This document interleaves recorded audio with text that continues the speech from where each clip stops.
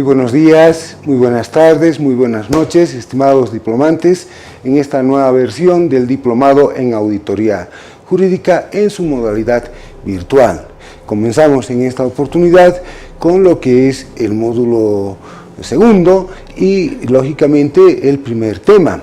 los procesos de seguimiento, supervisión, evaluación de la gestión legal en las unidades jurídicas de la Administración Pública en relación a la auditoría jurídica. Desde luego que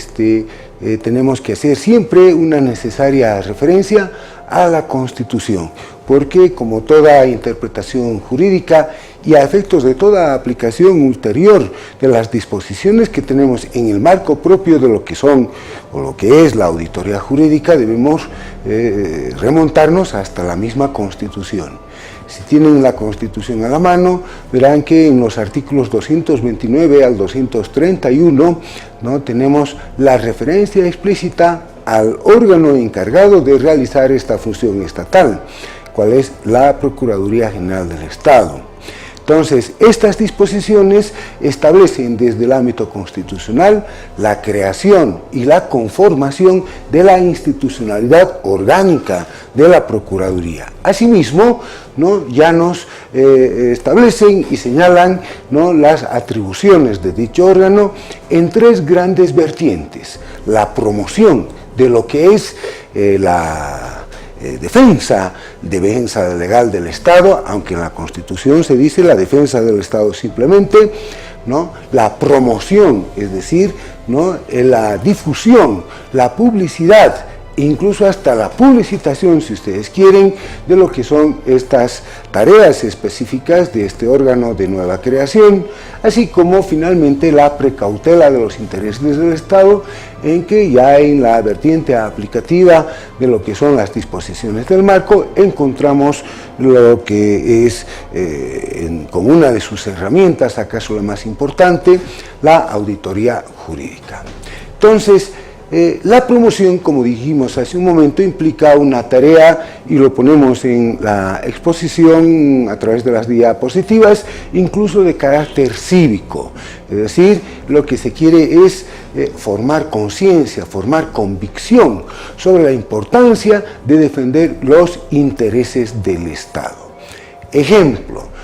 cursos, seminarios de actualización, los mismos diplomados que hace la misma escuela, entonces se inscriben dentro de esa tarea promocional de lo que son la defensa de los intereses del Estado. La defensa, en cuanto concepto ya estricto, donde vemos de manera patente, objetiva, el ejercicio de esa función estatal de defensa, y que es reconocida de manera expresa, lo ponemos así en el pase de diapositivas, por el constituyente, en la evaluación, hasta la asunción inclusive, es decir, la estrategia procesal, la dirección en el patrocinio de lo que hace a los intereses del Estado. Noten ustedes que ya en estas diapositivas estamos poniendo entre comillas intereses.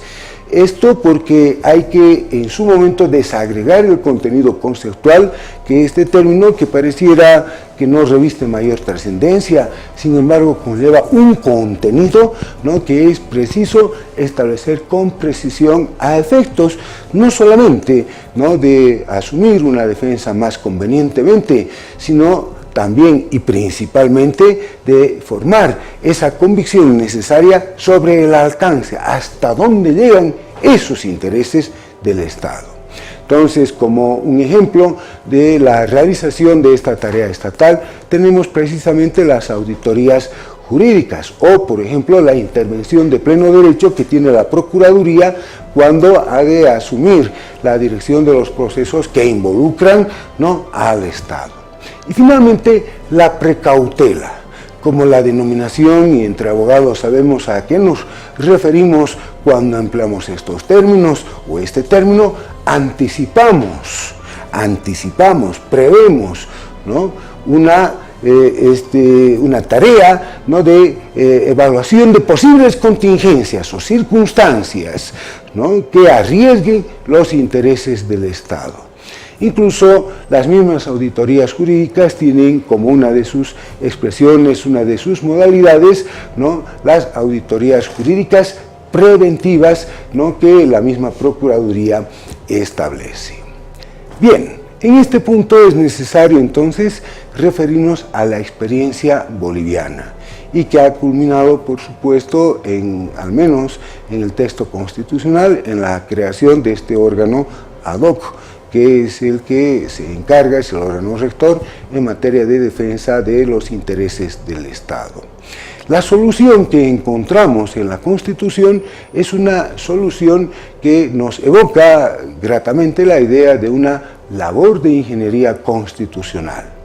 Para este propósito es necesario inicialmente establecer las dos grandes vertientes que han supuesto, ¿no?, la carga competencial, atributiva, el plexo de atribuciones, de competencias, de facultades, de potestades que inclusive se inviste por mandato de la Constitución a la Procuraduría. Veamos, de un lado, el Ministerio Público, que tradicionalmente fue entendido como el depositario de lo que es la defensa de la sociedad, así como también la defensa del Estado. Entonces, separemos la defensa del Estado e imaginemos que la ponemos en una bolsa común. De otro lado, vamos, ¿no?, a revisar las competencias que tenía un órgano que también ha sido muy conocido entre nosotros, la Contraloría General, antes llamada Contraloría General de la República, hoy se llama Contraloría General del Estado. Como la Contraloría tenía como misión hacer una evaluación de todo el quehacer, de todo el obrar administrativo, entonces de todo ese conjunto que es el obrar administrativo, el quehacer administrativo, separemos una parte, los procesos, la atención de los procesos a cargo lógicamente de las unidades jurídicas en cada ente público estatal, para ponerlos en esa bolsa en la que previamente hemos depositado, ¿no?, los intereses del Estado, desagregando desde luego la competencia inicialmente atribuida al Ministerio Público. Entonces, ahora sí, estamos sumando de un lado, ¿no?, la función estatal de defensa del Estado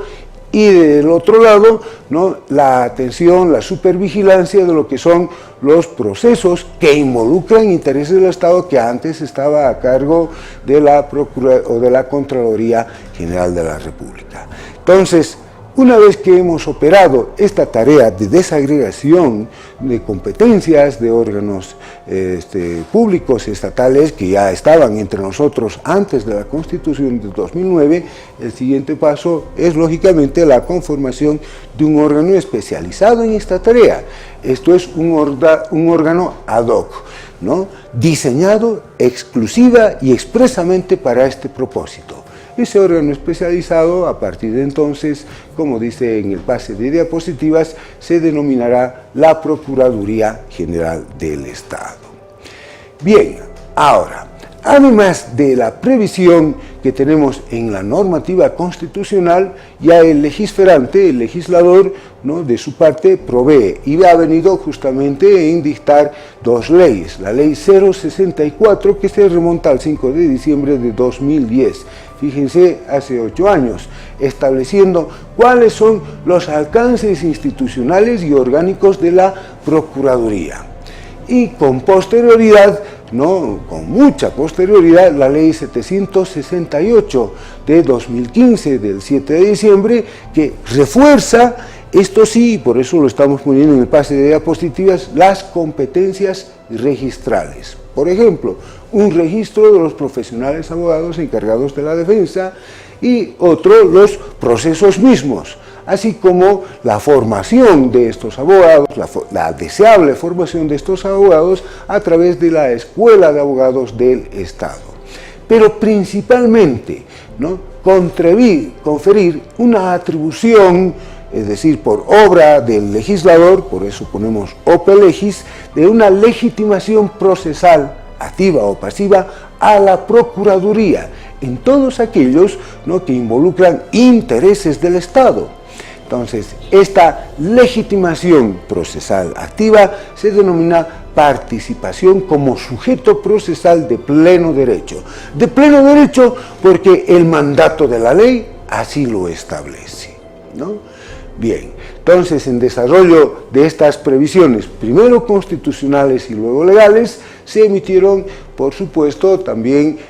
disposiciones normativas en el orden reglamentario, en especial con respecto a la ley 064. Tenemos así el decreto 788, ¿no?, de 2011, que acota ese diseño institucional. Como todo reglamento, ya ingresa incluso a previsiones de carácter instrumental, ¿no?, ampliando aquellas que con un carácter genérico todavía fueron establecidas en la ley de la Procuraduría, ¿no?, y en su caso estableciendo el alcance de las tareas que al interior de la Procuraduría, en cada una de sus instancias internas, se vayan a tener. Y el otro decreto, el decreto 789, ¿no?, que establece, por supuesto, ¿no?, otros temas, cuáles son la organización y funcionamiento de la Escuela de Abogados del Estado y un ente o una otra instancia que no ha llegado a tener mayor aplicación entre nosotros, que es el Consejo de Abogados del Estado. Ahora bien, en aplicación de la ley 768, yo les pediría que fijen su atención en esta última norma por la importancia, la trascendencia que tiene para nuestro propósito. Se ha emitido, luego de dictarse la ley 768, el muy importante Decreto Supremo 2739, fíjense, de una fecha relativamente reciente,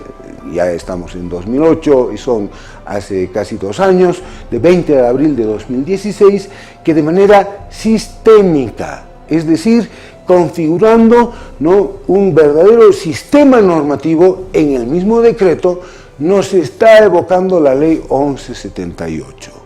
Si tuviéramos formación en el campo de la auditoría, simplemente, ¿no?, la ley 1178, con esa configuración sistémica que en su momento fue una novedad entre nosotros, ¿no?, se replica aquí, pero en ocasión de esta otra tarea estatal, cual es la de defensa de los intereses del Estado. Y se establece, consiguientemente, un sistema de registro de los varios sistemas, o de los sistemas en plural que viene a establecer este decreto, el sistema de registro, seguimiento, evaluación e intervención de la Procuraduría General del Estado. Entonces, allí encontramos justamente el sustrato, el marco normativo interno que hace a las auditorías jurídicas. Y también, como no podía ser de otra manera, así hemos afirmado que se refuerzan las competencias registrales, los registros, el registro de abogados del Estado y el registro obligatorio de procesos del Estado, que en su acrónimo se dice es el ROPE. Fíjense, sin embargo, que hasta este entonces, relativamente reciente, estamos hablando de 2016, no se había incorporado a nuestro sistema jurídico, al ordenamiento jurídico, como decimos en un lenguaje un tanto menos técnico, la expresión, el giro, auditoría jurídica, ¿no?, y que es precisamente el que termina de delinear los contornos que hacen a la defensa, y lo pongo, fíjense, en el pase de diapositivas entre paréntesis, defensa legal del Estado y la misma Procuraduría General del Estado. Merece una explicación, por supuesto, aparte lo del paréntesis, la defensa legal del Estado. La Constitución nos habla de defensa del Estado. La ley reitera ese carácter eminentemente jurídico. Bueno, es una redundancia porque si está en la Constitución goza, ¿no?, de una calificación de superlegalidad indiscutible. Pero el legislador, ¿no?, la ha rebautizado, si se quiere, o ha añadido para reiterar, subrayar esa tarea eminentemente jurídica y que desde la ley se conoce como la defensa legal del Estado. Volviendo al decreto 2739 o 2739, entonces esta es la primera norma que hace mención expresa, aunque con una matización que es un tanto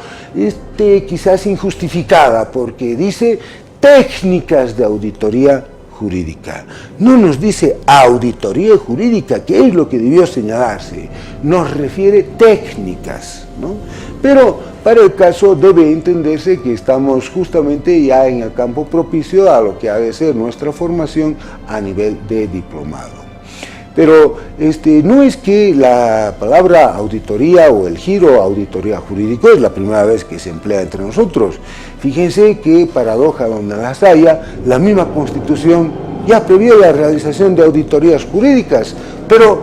no para la Procuraduría General de Estado, sino para el Consejo de la Magistratura, es decir, para la tarea de evaluación que hacen los jueces, para calificar el desempeño en la función jurisdiccional. Entonces, la evolución del concepto de auditoría jurídica y las técnicas a las que hace referencia este decreto, ¿no? Por parte del Consejo de la Magistratura, en esa instancia de carácter administrativo y disciplinario del órgano judicial están todavía por difundirse. Seamos sinceros, no conocemos demasiado sobre los alcances, sobre la evolución, que esto se haya traducido quizás en el empleo de técnicas que acaso sea necesario referir cuando estamos estudiando la auditoría jurídica. Ahora, más importante inclusive que todo esto que acabamos de decir y cuya trascendencia es por supuesto demasiado obvia, tenemos que en este decreto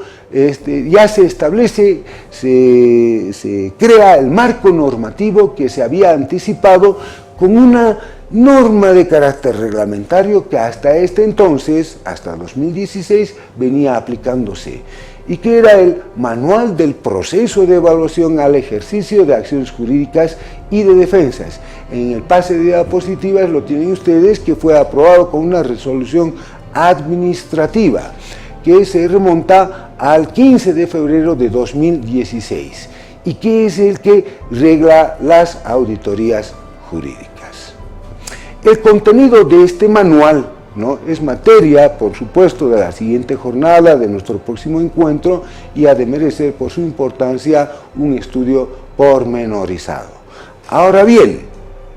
¿no?, así como se ha emitido este manual, debe señalarse que entre estos antecedentes que hay incluso, había hasta hace algunos meses atrás, circulando